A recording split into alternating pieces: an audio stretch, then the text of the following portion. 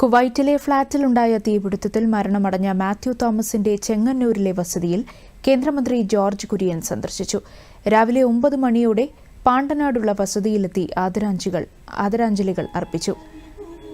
കേന്ദ്ര സർക്കാരിന്റെ എല്ലാവിധ സഹായങ്ങളും ബന്ധുക്കൾക്ക് അദ്ദേഹം ഉറപ്പു നൽകി.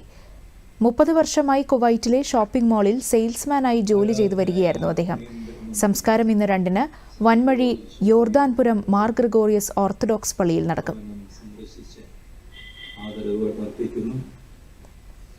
യൂണിയൻ ഗവൺമെന്റാണ് ഈ സംഭവം സ്ഥിരീകരിക്കപ്പെട്ട നിമിഷം മുതൽ വളരെ ചടുലമായ സാധാരണമായ നീക്കമാണ് മണിക്കൂറുകൾ കൂടിയോട് സ്മരിക്കുന്നു.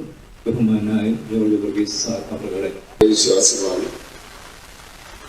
ദൈവത്തിന്റെ തീരുമാനം നമ്മൾ അംഗീകരിക്കുകയാണ് ചെയ്യുന്നത്.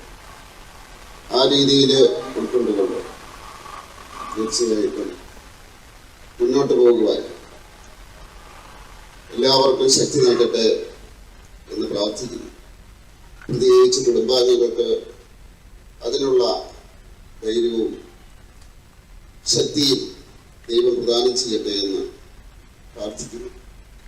കേന്ദ്ര സർക്കാരിൻ്റെ എല്ലാവിധ സഹായങ്ങളും നിങ്ങൾക്കുണ്ടാകും എന്ന് ഞാൻ ഉറപ്പുവരുത്തുന്നു. അവരോട് ഇന്ത്യയുടെയും ഭാരതീയ ജനതാ പാർട്ടി